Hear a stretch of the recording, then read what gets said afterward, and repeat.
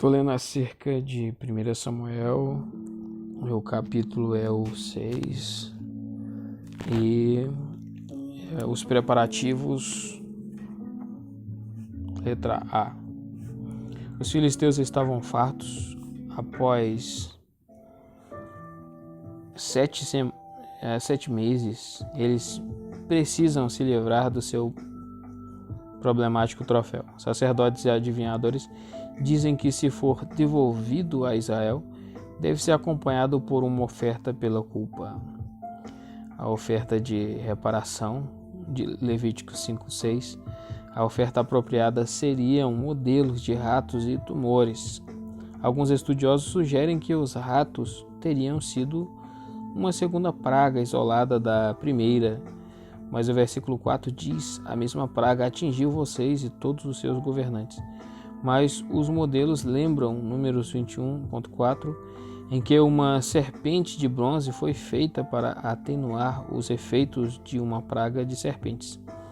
Aqui há 5 pares de modelos, um para cada cidade dos filisteus. A questão é urgente, ou seu destino será o do faraó e do Egito, que endureceram o seu coração contra Israel. Versículos 7 a 9. As ofertas deveriam ser colocadas com a arca num carro puxado por 2 vacas, sobre as quais nunca foi colocado jugo, o que tinham dado cria. Se essas vacas, esquecendo-se de suas crias, fossem até Bet-Semes, a cerca de 28 quilômetros a leste de Asdod, e logo depois da fronteira israelita, seria somente por um impulso especial do Deus dos Hebreus, e tudo ficaria bem. Letra B, Bet-Semes 6, do 10 ao 18. O plano escolhido foi colocado em prática, e para alívio dos filisteus e alegria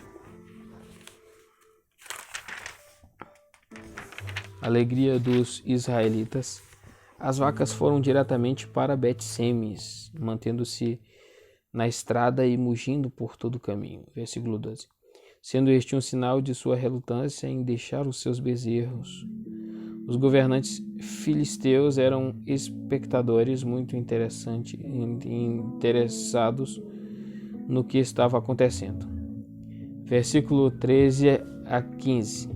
O carro chegou quando o povo de Bet-Semes estava muito ocupado com a colheita, e para grande emoção e alegria, a arca parou no campo de um cidadão, Josué, onde havia uma grande rocha que foi transformada em altar. O carro foi quebrado, a madeira aproveitada para o altar e os animais usados para o sacrifício. A presença dos levitas, versículo 15, apresenta alguns problemas. É difícil entender por que, se os levitas estavam presentes, o povo de Bet-Semes ofereceu holocausto e sacrifícios ao Senhor. Alguns estudiosos explicam a dificuldade ao suporem que o versículo 15 foi acrescentado posteriormente. Versículo 16 ao 18. O versículo 16 relata como os governantes foram para casa depois de terem cumprido a sua função de observadores.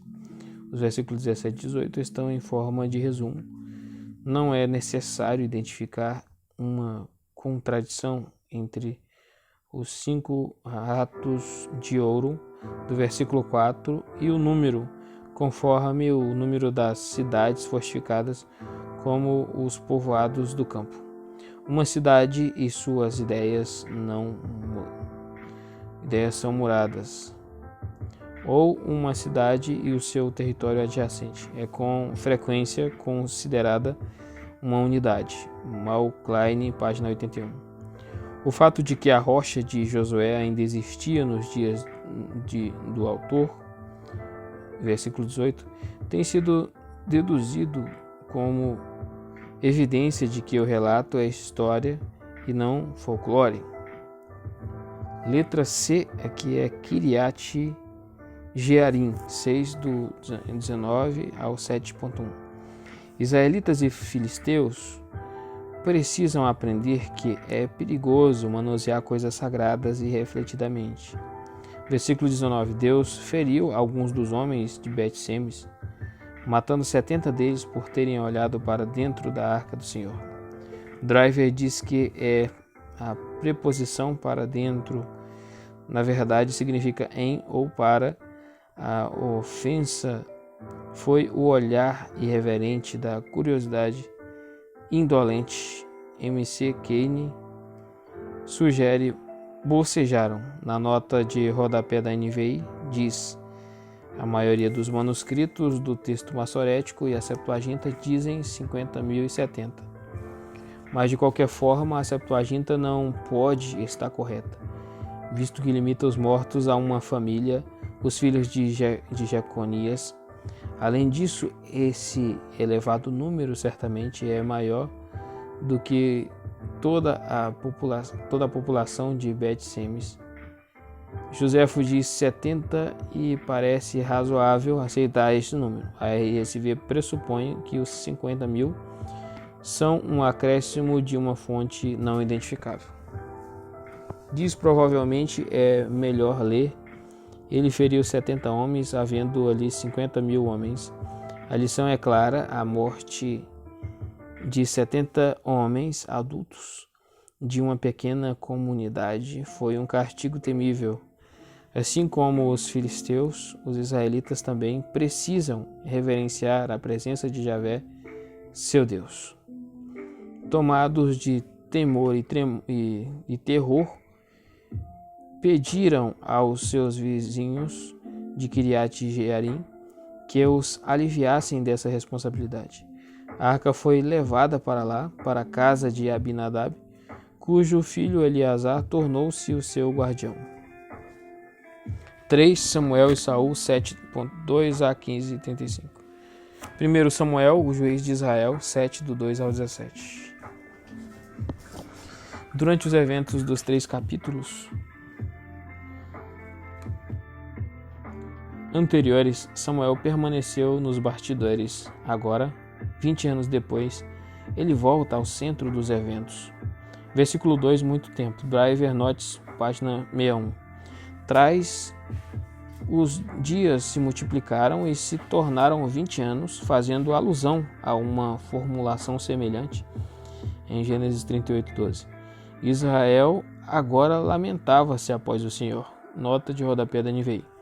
Mas o seu lamento não era de coração, pois ainda possuía os seus deuses estrangeiros e imagens de Astarote, e ainda estava sob o domínio dos filisteus acerca de Baalins e Astarte, VGNBD, página 166, 176 a 177. Samuel lhes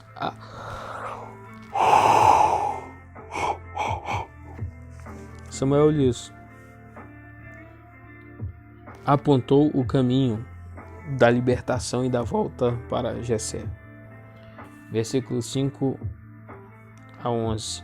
Samuel convocou o povo em Mispá, a aproximadamente 8 quilômetros a nordeste de Jerusalém, para jejum e confissão, prometendo que iria interceder por ele.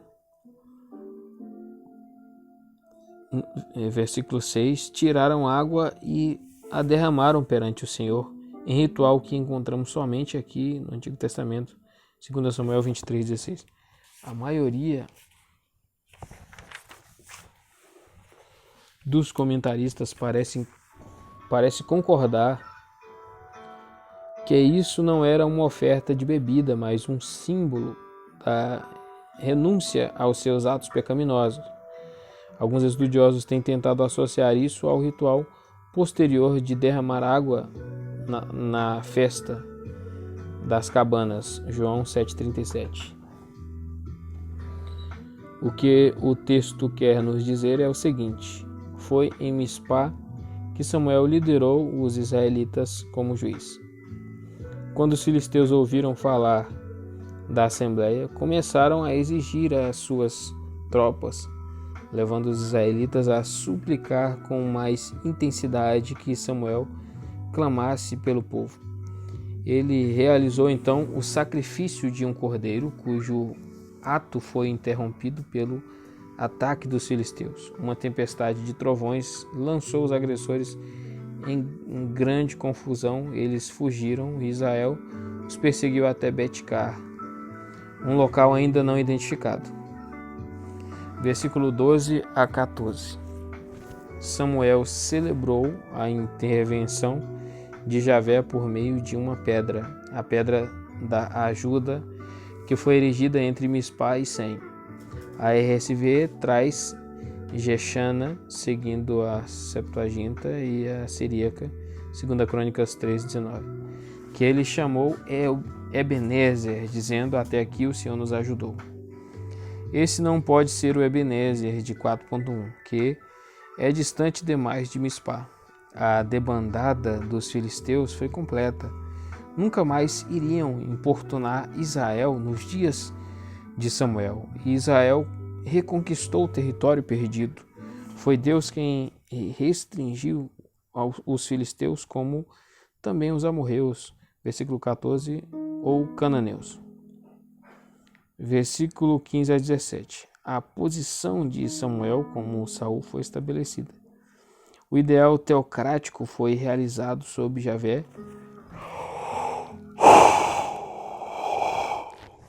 O ideal teocrático foi realizado. Ponto. Sob Javé, o seu verdadeiro rei, Israel está em paz com todos os seus inimigos internos e externos. Samuel é o representante terreno de Javé, ministrando a justiça ao povo de Israel, unido como fizera Moisés na época do nascimento da nação. Êxodo 18:13. A RSV Kennedy P71/2. Ele exercita a sua função jurídica no circuito entre Betel, Gilgal e o seu quartel-general em Ramá. Aqui ele também construiu um altar onde, além de ser juiz, parece ter sucedido Eli na posição de sacerdote. É evidente que ele pode ter sido apenas um dos muitos sacerdotes locais dos vários lugares altos antes da centralização posterior da adoração da monarquia. 2. A instituição da monarquia, 8.1 a 12:25. Agora chegamos a um ponto crítico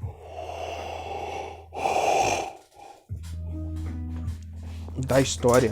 Israel é uma teocracia dirigida por Samuel como juiz, 7:15, e sacerdote, versículo 17.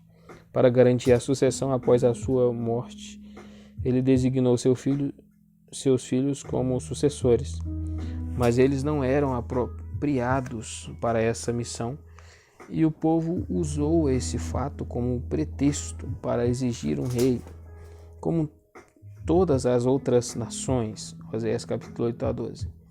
Registram a transição da teocracia para monarquia e tem gerado discussão considerável.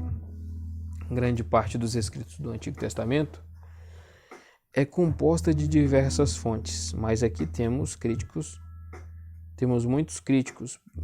Não, aqui está errado. Mas aqui muitos críticos pressupõem fontes que são muito contraditórias. Alguns estudiosos consideram Samuel como alguém diretamente oposto ao estabelecimento da monarquia, ou algumas partes, e favorável em outras.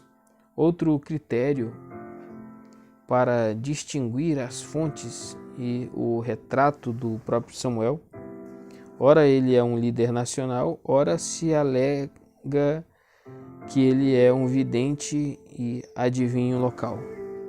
A divisão que geralmente se faz é Anderson Critical Introduction to the Oath, página 71 a 81, que contém um resumo muito útil para a monarquia.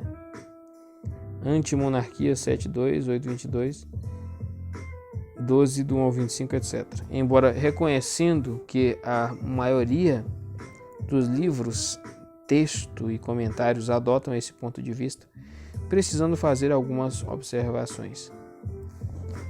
Primeiro, o finado é Robertson, Samuel e Saul, em The Hot Problem, página 105 a 136, disse que as supostas contradições, muitas vezes, são mais aparentes do que reais. Veja a seguir comentários de 9.11 e 9.16. É correto acrescentar que Robertson não é citado com frequência por críticos contemporâneos.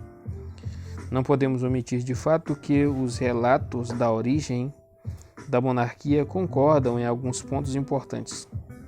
Em cada caso, é Javé que escolhe a pessoa do rei. É ele quem liberta a ira de Deus para cair sobre Saul, enquanto ele está arando. É ele que ilumina Samuel no seu encontro repentino com o desconhecido Saul e lhe dá a certeza de que este é o Nagide que deveria governar Israel. Em segundo lugar, todos os relatos estão cientes de que o rei precisa do consentimento do povo. Isso é transmitido por meio da aclamação "Viva o Rei!", Herman Story of the Israel in Old Times, página 136.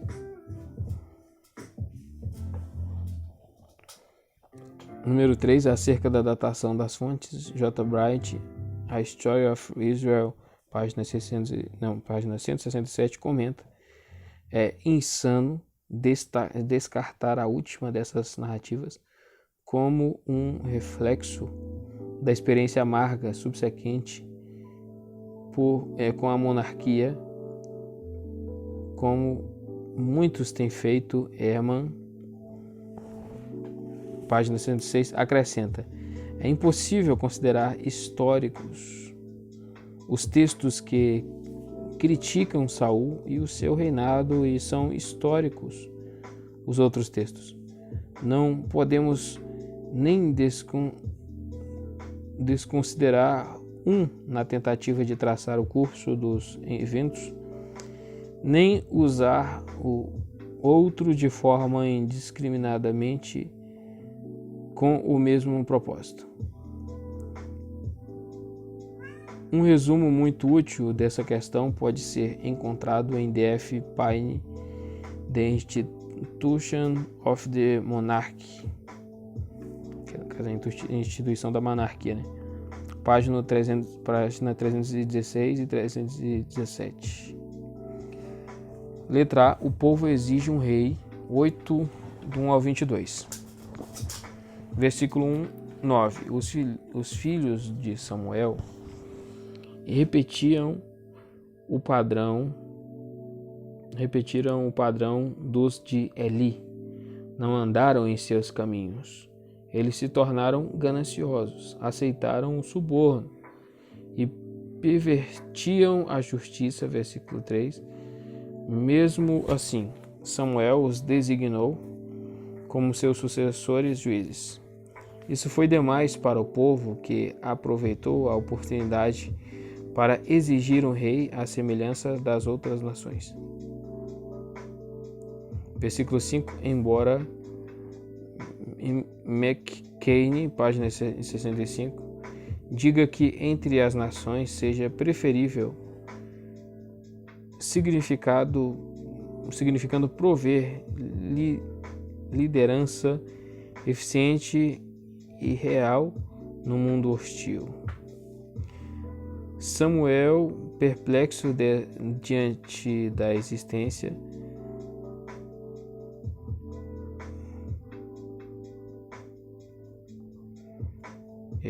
exigência, né? Colocou a questão diante do Senhor, que o instruiu a ceder ao pedido deles, sabendo que eles estavam rejeitando o próprio Javé e não Samuel. Ao mesmo tempo, deveria adverti-los acerca do que um rei significaria para eles. Versículos 10, 18. Samuel descreveu em detalhes o que poderiam esperar do rei que queriam. O rei que reinará sobre vocês reivindicará como seu direito o seguinte, versículos 11. Eles e seus filhos serão recrutados para o serviço militar, versículo 11 e 12. Para o trabalho agrícola, a produção dos armamentos, versículo 12b, e o serviço doméstico, as suas terras e produtos serão reconquistados pelos oficiais do rei, versículo 14 e 15. Os seus servos e rebanhos serão tomados e eles mesmos se tornarão escravos. E não adiantará se queimar. Naquele dia vocês clamarão por uma causa do rei que vocês mesmos esconderam, e o Senhor não os ouvirá. Versículo 18. Que essas predições foram cumpridas à risca não é razão para supor que foram escritas depois de Israel ter experimentado a sua verdade. Versículo 19 a 22. As palavras de Samuel deram com ouvidos moucos. Os ouvintes se negaram a ouvir, dizendo: não queres ter um rei? Poderíamos indagar por que, pois estavam recusando os filhos de Samuel e ao mesmo tempo escolhendo a monarquia hereditária. Letra B. Saul é escolhido e ungido, 9:1 e 10:16. O cenário muda para o interior do território de Benjamim. Nome do local não é mencionado. Talvez tenha tido omitido da fonte original, que talvez seja: havia um homem de Gibeá de Benjamim.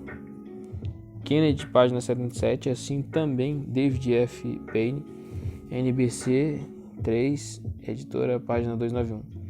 Gibeá mais tarde foi chamada Gibeá de Sul.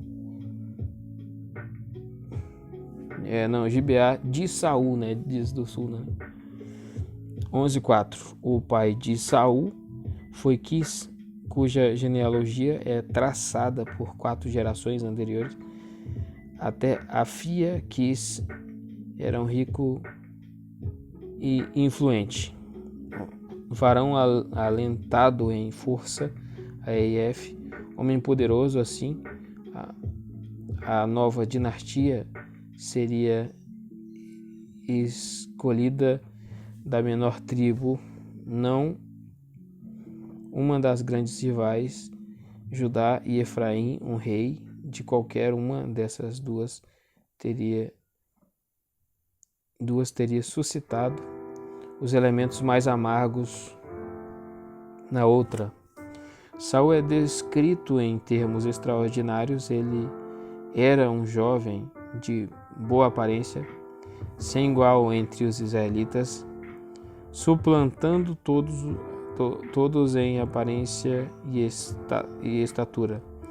Versículo 3:10. Uma história um tanto vaga e estranha. Mal Klein,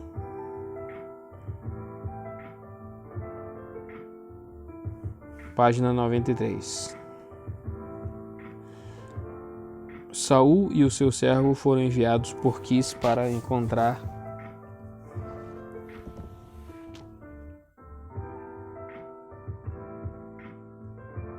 algumas jumentas perdidas.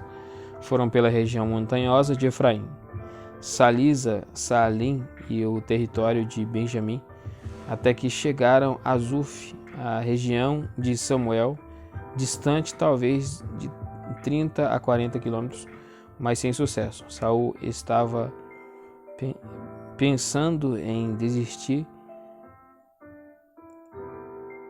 O seu servo sugeriu que consultasse o homem de Deus do local.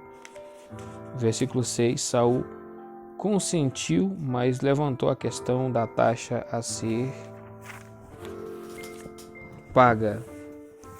O servo encontrou 3 gramas de prata, uma quantia irrisória para um vidente. O versículo 9 é um comentário editorial explicando que o profeta dos dias do autor era chamado vidente na época de acontecimentos relatado. E foram encontrá-lo. Versículos 11 a 14. Quando chegaram à cidade, encontraram algumas jovens que estavam saindo para buscar água e lhes perguntaram se o vidente estava na cidade. Robertson Opsit sugere que, em razão da ambiguidade mencionada no versículo 9, quando Saul perguntou pelo vidente que montava em Ramá, os jovens entenderam que ele estava se referindo a Samuel, o profeta nacional que havia justamente chegado para uma ocasião especial marcada pelo sacrifício e por uma festa. De qualquer forma, está claro que Samuel tinha chegado de uma viagem. Confira V12 e Malklein, página 95. Saul e o seu servo seguiram conforme as orientações e se encontraram face a face com Samuel, que também estava a caminho do monte. Versículos 15 a 21. No dia anterior, Javé havia revelado a Samuel que no dia seguinte lhe enviaria um benjamita que ele deveria ungir como líder sobre Israel, o meu povo. Versículo 16. O título é Nagid, príncipe, e não Melech, rei. Robertson diz que um príncipe é um líder carismático chamado para um propósito específico. Ele libertará o meu povo das mãos dos filisteus. Versículo 16. Como os juízes e não tem conotação de dinastia hereditária, quando os dois se encontraram, Javé revelou a Samuel que Saul era o Nagid designado. Samuel se apresentou ao jovem e o convidou para a festa, garantindo-lhe que as jumentas do seu pai haviam sido encontradas. E para espanto de Saul, ele continuou: e a quem pertencerá tudo o que é precioso em Israel, senão a você e a toda a família de seu pai? Versículo 20. Saul evidentemente compreendeu isso como sendo o reinado. Imediatamente protestou, dizendo que não era digno disso e que, além do mais, a sua tribo e família eram insignificantes. Versículos 22 a 27. Samuel não levou em consideração o protesto de Saul e o colocou no lugar de honra do banquete diligenciado para que Saul recebesse a porção de carne reservada para um visitante ilustre e preparando-lhe uma cama adequada. Ao alvorecer, Samuel o saudou e o colocou no seu caminho, antes pedindo para falar com ele em particular, sem a companhia nem mesmo do servo. Parou aqui, agora é 10, do 1 a 8, né? Parou bem aqui.